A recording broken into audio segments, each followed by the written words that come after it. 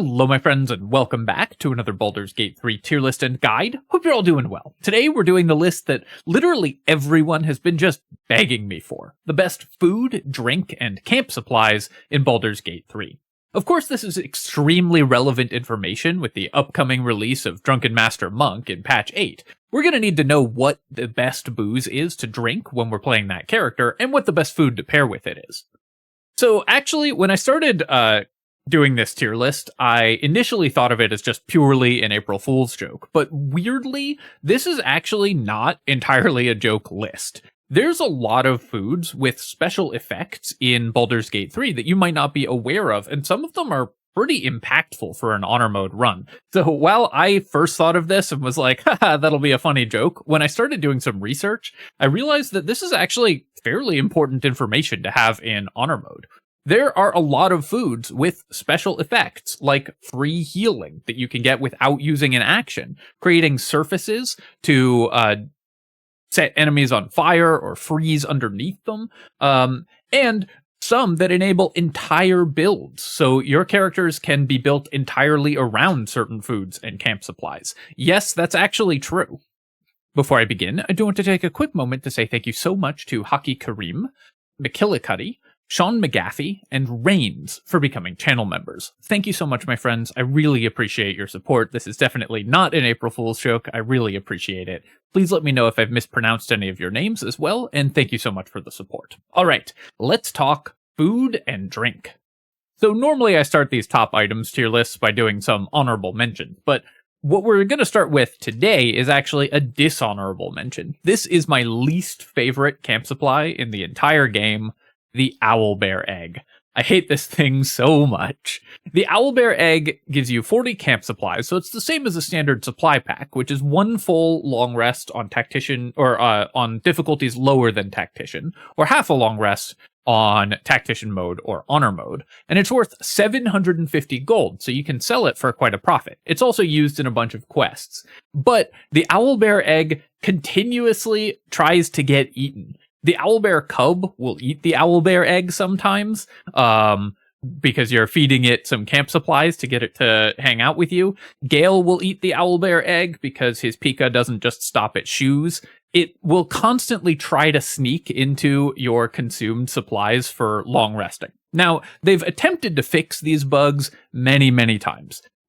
They've made it so that the owlbear cub supposedly doesn't eat the owlbear egg, but even after the patch, I've had that happen. They've made it so that the owlbear egg doesn't get automatically selected when automatically selecting camp supplies, but I've still had that happen and just had the darn thing disappear into Gale's stomach. So the owlbear egg just really irritates me because unless you want to lose it and not be able to do the quests it's associated with, or just lose this very valuable object, you have to either find a place to put it where it won't be automatically selected for camp supplies, or do it manually. It's just so obnoxious. So the existence of this thing makes long resting so much worse, even after all of the patches, and it makes me mad. Dishonorable mention. Next, an actual honorable mention, sourdough bread. So obviously sourdough bread is delicious and in the real world, and so I would give it an honorable mention for this anyways, but in-game it's not particularly notable, except for one weird quirk of where you find sourdough bread. So one of the world-building things that they've done in Baldur's Gate 3, which I really love, I'll talk about this a little bit more, is that Githyanki have their own food and food supplies. When you're in the Githyanki Creche, or when you get food items dropped as random loot from Githyanki that you kill, you find, or steal from, you find their unique food types. However, either on purpose or due to some kind of database error, sourdough bread is included in the drop table for Githyanki. So you're going to find this alongside Beholder Eyestalks and Yogi Claws and stuff.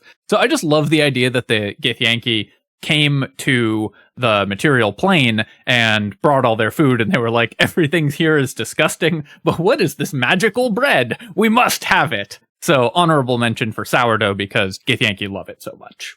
And with the dishonorable and honorable mentions out of the way, let's jump into the list proper. Weighing in at number 16, I decided to do top 16 for no particular reason, it's just how many I felt were worth talking about.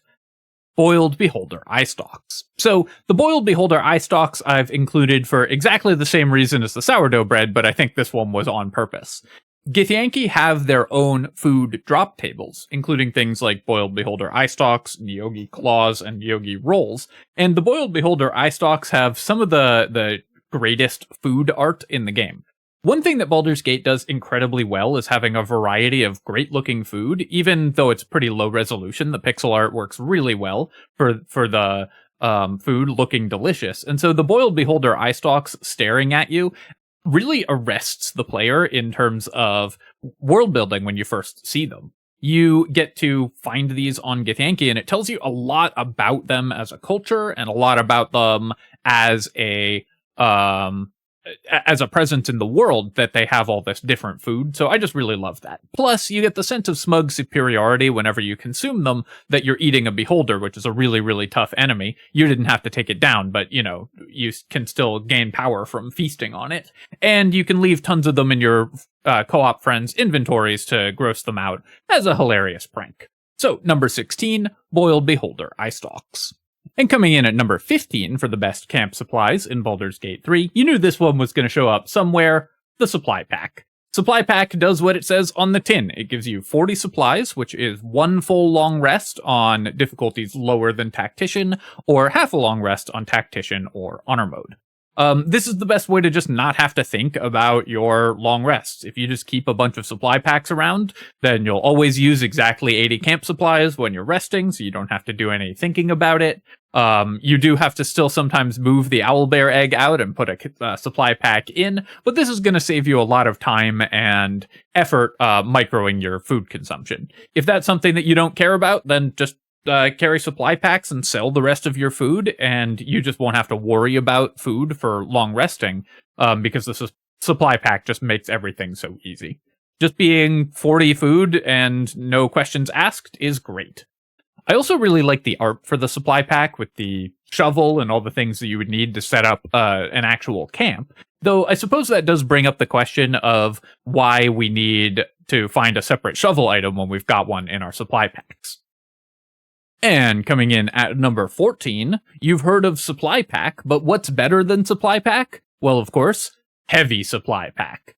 The Heavy Supply Pack is a Supply Pack variant. I think it's only available in Act 3, but there might be a couple a little earlier in the run that is worth 80 camp supplies. Now, obviously, on difficulties lower than Tactician, this actually isn't useful, because you only need 40 camp supplies at a time for lower difficulty settings, but on Tactician or Honor Mode, this is just one long rest, no questions asked. The Heavy Supply Pack, of course, is awesome for all the reasons that the Supply Pack is. It just stops you from having to worry about managing your supplies. You pick this up, and you can do a long rest. I also like the Heavy Supply Pack because it's a demonstration of the universal leak law, which is that whenever anyone wants to show visual shorthand for a bag of food or somebody out grocery shopping, you'll see this in artwork, in comic books, and especially in TV shows and movies. They always have a baguette and a thing of leeks poking out the top, because it makes a beautiful visual shorthand to show you that bag is full of food. So it's a really good demonstration of that, and you'll see this now that you know about the leak law, you're going to start seeing it everywhere. Every single time someone's shopping in a TV show, they've got a leak. Other than that, Heavy Supply Pack, pretty straightforward. 80 supplies for one item. Perfect. Now, of course, the great thing about the Supply Pack and the Heavy Supply Pack is that they let you long rest for exactly 80 supplies without having to mess around with trying to build a meal worth 80 out of a bunch of components worth 3, 4, and 7. But normally when you're long resting, unless you're very particular about just using supply packs, you're going to end up with some odd numbers. If you're anything like me, it is vaguely irritating to long rest for more than 80 supplies, because it just feels like wasted value. So this next one helps even out those odd numbers while also being very efficient. Coming in at number 13, the Haggis. The Haggis is unique because most of the sort of meal type items, consumable items, supply items in Baldur's Gate 3 are worth exactly 20 supplies. Some of them are worth 15, like the pizza. But the Haggis is worth 21, so it's a meal that's worth one more than the normal meals. This means it's actually fairly easy to build 80 out of the Haggis because there's a lot of things that are worth 3 and a lot of things that are worth 4. So you can get to 40 supplies with a Haggis and then say 5 carrots and something else worth 4 supplies to get you to 40, and then a camp supply makes 80. So this lets you even out these odd numbers, which are otherwise slightly burdensome. Also, haggis is just a fun word to say, and I like that they have an actual picture of an actual haggis as their icon for this item. And coming in at number 12, you probably could have guessed that this one would be on the list at some point, given who's making it, Poutine. Poutine, I think, is the most regional of the foods available in Baldur's Gate 3. This is a Canadian food, and specifically a Quebecois food, a French-Canadian food. And the description here is slightly wrong. It fries cheese curds and gravy, and the fact that it's cheese curds is pretty important if you want to have actual poutine. Obviously, this one just has to make the list or they're going to kick me out of Canada, but it is actually notable because it's the meal that's worth 20 camp supplies and has the best ratio of weight, being only half a pound, to the amount of camp supplies that you get out of it. So this gives you a great ratio of weight to camp supplies if you're carrying them in your inventory, which doesn't matter anymore now that you can eat out of the camp chest. But if you're playing on a really old patch when you had to actually carry the camp supplies, then the weight ratio used to matter a lot. So and of course for picking them up and everything, it can be vaguely useful in some circumstances. So the poutine actually used to be a little bit more notable than it is now, but still is great because it's a very light meal somehow, the opposite of what it is in real life, for 20 camp supplies and very low weight. And coming in at number 10, we have Goodberries. So Goodberry is an interesting camp supply because it's the only one in the game that you can make effectively infinite of without having to buy it from merchants or find it in the world. Goodberries come from a spell, the aptly named Goodberry, and can be used from one camp supply or used as a bonus action to regain a d4 of hit points. This lets you eat forever for free. If you have enough spell slots to spend on Goodberries, then which you can do by respecking characters at your camp in order to get more druid casting levels. Then every time you long rest, they'll refresh those spell slots, and as long as you have enough to make 80 Goodberries, you can just do that forever for free. So very easy to get infinite camp supplies with this spell. And also, it's actually a health potion, so you can carry these. As a health potion, it's also really nice because it only weighs 0.1 pounds, so you can carry a lot of Goodberries, and it doesn't even take up a bunch of inventory weight. And then a d4 of hit points for a bonus action in an emergency is certainly a useful effect. Goodberry is a spell that I would use occasionally if I'm actually spending spell slots on it. If you're doing camp casting, then it's very good. But Goodberry is usually worth 1 spell slot in the in order to make sure that your characters all have an emergency health potion. Now, Baldur's Gate 3 gives you enough health potions that you won't always need this, but it can still be very useful. You can also spend your spell slots, if you have any remaining on it at the end of the day, to just get a little bit of value and save you some camp supplies. So Goodberry, always going to be an extremely powerful consumable item, because healing is very good, and going to help even out your camp supplies as well. You can also use spell slots in order to make sure that you use exactly the right number of Goodberries to hit 80 camp supplies to long rest without wasting any value. Coming in at number 9, this is when things get ridiculous. Now, don't tell my cat that this is ranking lower than 8 other things, but coming in at number 9, we've got the Milk Bowl. There's only one of these in the game, as far as I'm aware, but the Milk Bowl is an absolutely broken consumable. Just like the Goodberry, when you eat it, you heal for a d4 hit points, but it has no resource cost to use. It doesn't take an action, it doesn't take a bonus action. You can just consume this and heal for a d4 hit points.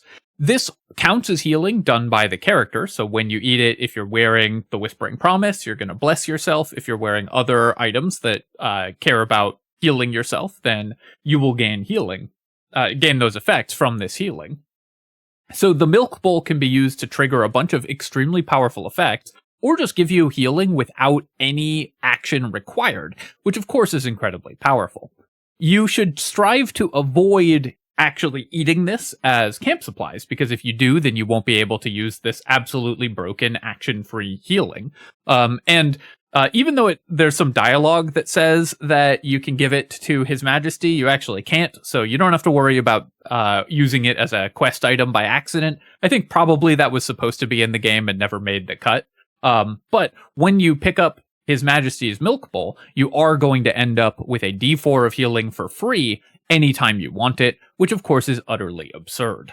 Weighing in at number 8 on a similar theme, we have the Red Apple. Now, the Red Apple is just like the Milk Bowl in that you can consume it without using an action to get a D4 of healing, but it has several notable advantages. Where the Milk Bowl weighed 0.4 pounds, the Red Apple only weighs 0.18, so it's significantly lighter to carry in your inventory, and of course, red apples show up very early in Act 1, so you can get this effect right away. As long as you save these, you will have a burst of healing whenever you need it, especially useful for characters that have effects that care about healing themselves, but useful for any character to have emergency healing that doesn't require an action.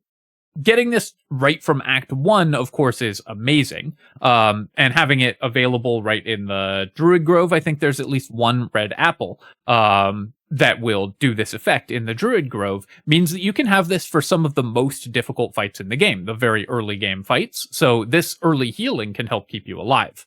However, there is a trick to the red apples that you need to be aware of. Only some red apples have the healing effect. This at least is true to life. In real life, of course, some red apples are delicious, and some, unfortunately, are red delicious apples. So just like in real life, red apples can be a trap and not actually heal you. Now, those you can still use for camp supplies, but sorting between the ones that will heal you and the ones that won't can be very annoying. So managing your inventory to take advantage of this extremely powerful effect is definitely something that you need to pay attention to if you want to use it. It's absolutely worth it, though. Action-free advantages are always incredibly powerful, and the ability to consume this without spending an action is just insane, and will keep your character alive for so much longer than you otherwise would, because if you start taking damage, you can just use a bunch of healing and then still use other actions in the fight. Incredible power. Weighing in at number 7, also free healing and also available in Act 1, the Spoiled Treacle Tart.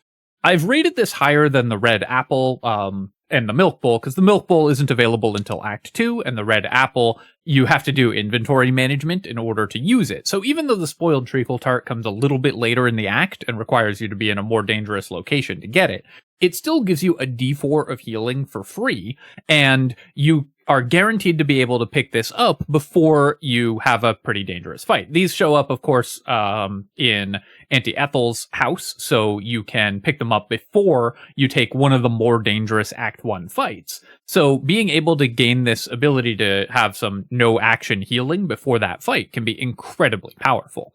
Having this guaranteed effect before going into the Ethel fight can make absolutely sure that your characters survive, and also because in Honor Mode, one of the challenges is trying to manage that fight so that you can get her hair if that's something that you're going for, then having this sort of emergency panic button if you play the fight a little bit weirdly in order to get her down to the health threshold without killing her, which can sometimes be the case where you need to do less damage than you otherwise would to try to get her below the health threshold to trigger the dialogue without accidentally killing her and avoid, shoving her into a pit or whatever. The Spoiled Treacle Tart gives you a little bit of a safety buffer for that. So this is a trick that I highly recommend bearing in mind when you go into the Ethel fight, is that you get this free healing right beforehand.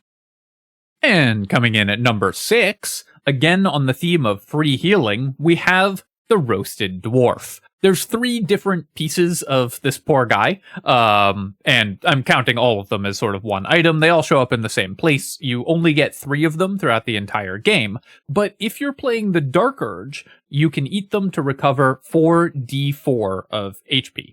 No action required.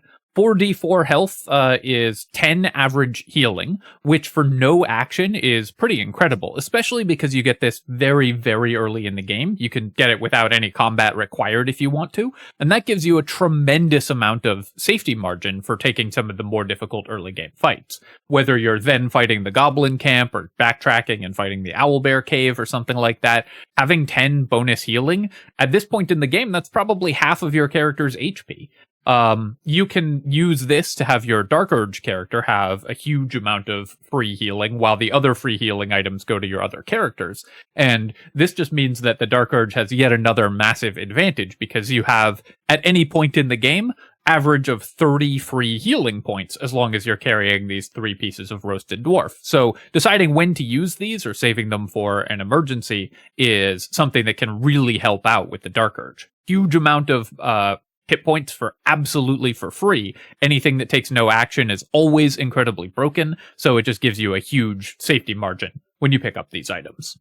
And weighing in at number 5, the 5 best camp supplies, food, and drink items in Baldur's Gate 3, we have a cup of water. Yes, this would not be a Baldur's Gate 3 tier list if water, just plain old water, wasn't ridiculously high on it. And the cup of water, as opposed to the bottle of water, can't be used to create a water surface, or get enemies wet. So, unfortunately, doesn't contribute to the wild fanfiction imaginings, but does contribute to free healing for your entire party. A cup of water shows up in random loot tables, and there's a lot of them just sort of set around Act 1 especially, so you can pick up a lot of these. They are relatively light to carry, and they give you a d4 of hit points with no resource cost when used in combat. Again, you can trigger all of the buff on heal items using this, or all the ones that affect yourself, and it has no resource cost. But cup of water shows up really, really early, is always guaranteed to work, unlike the red apples, has no action requirement, and shows up in random loot tables. So you can buy these from merchants, and you can find them in just the random crates that you dig up with survival and whatever. That means that you can have, technically, infinite free healing just by stockpiling cups of water. Obviously, the game will not have enough stuff in it for you to be able to get infinite of these, but you can get enough of them that you will always have a solid, 50-point heal just by stockpiling cups of water to use without requiring an action at any point. Because, of course, everyone in your adventuring party can drink 3 gallons of water in, 0.2 seconds flat. It's just a requirement for being a Dungeons & Dragons character. So, and as soon as you do that, you'll feel better. Try that in real life. I guarantee you'll feel better. Stay hydrated, everyone. And of course, while we're on the subject of hydrating or dehydrating, we need to talk about the opposite of hydration, booze. The various cheap booze in the game, it costs 1 gold piece and gives you 6 camp supplies. There's about 10 different kinds of booze that will do this, are incredibly powerful. Firstly, drinking alcohol is just very useful if you're doing an alcohol-based build, because there's a lot of items that care about alcohol, and now we've got the Drunken Master Monk, which can restore key points with alcohol. Now, you don't need to stockpile that, because the Drunken Master can only use it once per day, but probably you just want to be drinking booze all the time for role-playing reasons, so you should stockpile a bunch of cheap hooch so that you can drink as much as you can. But there's a couple other things that set this apart from other camp supplies as well. Firstly, 1 gold piece for 6 camp supplies is the best ratio of camp supplies to price. If you go back and look at some of the other camp supplies that we've talked about, you'll notice that almost all of them give you 1 camp supply for 1 gold. So this is 6 times as efficient if you are having to actually buy your camp supplies. So if you're worried about spending money in honor mode, then doing the all alcohol rest, which also gives you an achievement, is actually the best way to save money. That can let you sell all of your other camp supplies to afford some of the more powerful magic items sooner. So if you just focus on using only booze as your resting technique, again, not recommended for health, but I guess Baldur's Gate characters are just built different. Maybe Karlach is turning it into fuel using the internal combustion engine. you can save a ton of money on camp supplies and make a ton of money by selling your other camp supplies. So the various cheap booze will increase your overall party wealth. But the hits don't really stop there with this item. In addition to being useful for specifically items that care about being drunk and for drunken master monks, the ability to have a bottle of wine and throw it lets you create an alcohol surface. Anytime you can make a surface in Baldur's Gate 3, it's always worth considering, and alcohol is a pretty good surface. It's both freezable and flammable, so you can throw it and then hit it with any form of frost damage, and it'll turn into an ice surface. We all know how good ice surfaces are, because enemies will fall over and lose their turn if they're on the ice surface, and you can make that by throwing a bottle of alcohol at them. Or you can set it on fire with any fire damage, and then it turns into fire, so you get both damage and freezing from the same effect. It's actually more effective than either Alchemist Fire or than either a fire surface by itself or a water surface by itself, because it can effectively be either. If you want it to be specifically a water surface, say to make steam later on, then freezing it and letting it melt actually makes a water surface. So you can set up water surfaces in advance if for some reason you want that, maybe for the spell sparkler, for the boots that care about standing in a water surface. If you're doing a lightning charge thing, then you can set that up by freezing the booze surface and letting it melt, and then it turns into water. Again, that's perfectly scientific. That's how it works in real life, too.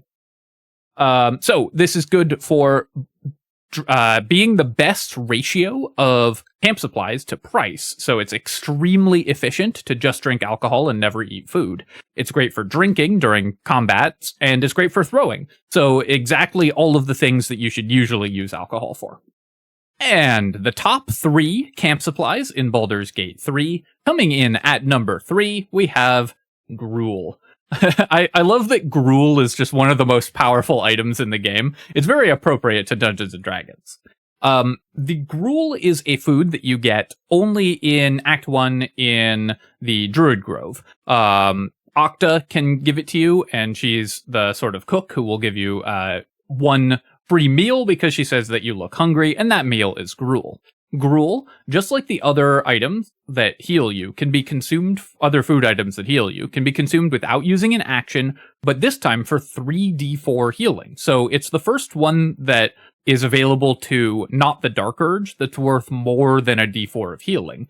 And you can get this without fighting, or with barely fighting, you just have to do the fight outside the hollow, very, very early in the game. So you can have this huge burst of healing without spending an action, remember, very early in the game. You get 1 per character, or you can use Disguise Self to keep coming back and getting more and more Gruel. So you can stockpile a huge amount of this with Disguise Self in order to just have basically infinite free healing for the rest of the game if you're willing to spend a lot of time clicking through this conversation in order to get as many Gruels as you can get. This is basically the easiest free healing in the game to get, and it gives you a huge amount, so stockpiling this can give you a massive advantage for the rest of the game. I really like the idea of your characters asking for Gruel, ducking behind a wall, disguising themselves, coming out, asking for another bowl of Gruel, continuing to do that. It's just very, very funny. And so you can stockpile a bunch of these. She'll eventually run out, I think, but you can get, I don't remember how many, you can get a ton of Gruels and be able to heal for free. Just like Oliver, just keep asking for more. But of course, let's all remember that this is an M-rated game, because the second best food item in Baldur's Gate 3 is the suspicious meat, which of course we have to believe is just a very tall, skinny pig. The suspicious meat is available basically when you get the roast dwarf, and gives you 4d4 hit points, just like the roast dwarf does, but works for anyone, not just Dark Urges. So you can get this early at the Goblin Camp and have 4d4 of free healing for anybody. So if you're not playing the Dark Urge, or you want the free healing on another character, you can stockpile this suspicious meat. There is a real downside of this item, though, which is that it weighs 4 pounds, so it's actually fairly difficult to carry a ton of this. But The ability to have this emergency heal with 10 average hit points, or of course you can maximize it for 16 average hit points if you're using the periaptive wound closure. There are a ton of different ways to get value from the suspicious meat, and I've talked about a lot of them: triggering buffs, getting a ton of healing. This is the most healing that you can get, and it doesn't require an action to use. This effect is just incredibly broken, so you should definitely hang on to this and make sure that your characters don't eat it, for a number of reasons, because it's kind of weird. And finally, the number one food item in Baldur's Gate 3. We all probably knew what this one was going to be. It's the salami. The salami is unique. It's the only food item that can also be used as a weapon. You can eat it for camp supplies, or you can bonk people with it. That actually sounds like it's just a joke, but just like the rest of this presentation, there's actually a little bit more to that than just the humor value in smacking people with a salami, which of course, let's not underestimate how funny that is. Because this is a camp supply and also a weapon, if you can throw it at an enemy, then you can use Chimpanzee Barbarian's effect to also blind an enemy. And you can turn it into a throwing weapon a returning weapon with Eldritch Knight. I did an entire build based around this concept of debuffing enemies by throwing a salami at them. I think I called it the Salami Slinger. So you can look up this build, and the salami is the only food item in the game that enables an entire build to exist that otherwise wouldn't. Of course, you can also do all kinds of goofs with it. You can make it your packed weapon. Now that Hexblade exists, it's going to be an even better weapon. And it's a light club, which means that it's dual wieldable, so you can use two of them. In fact, because it's a light club, you can dual wield it as a Drunken Master Monk, so relevant for the rest of this tier list as well. You can drink booze and dual wield salamis while running around beating people as a monk. Highly recommend that somebody play that build, of course. But the really cool thing is that because it is both a weapon and a camp supply, you can blind enemies with it with the Chimpanzee Barbarian and get it as a returning weapon, get all of the bonus damage that you get because you have a throwing weapon effect and you can use it with like the Ring of Flinging and everything. Definitely check out that full build guide for more.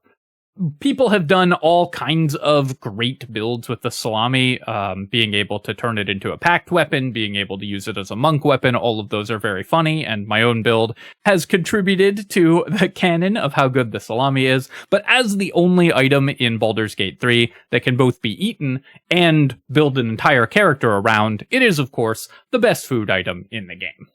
Alright, my friends, I hope that you've enjoyed this look at the best foods and drinks in Baldur's Gate 3. And honestly, when I started putting together this list, like I said at the beginning, I was thinking of this as just a joke. I would just sort of do an April Fool's bit where I would rank all of the foods based on how much I liked their real-world equivalents. But when I started building it, I realized there's actually a lot of mechanical depth to the food items in Baldur's Gate. And so hopefully you have gotten something out of this, both in terms of just having fun with it and also maybe actually learned something that will help you in your honor mode runs.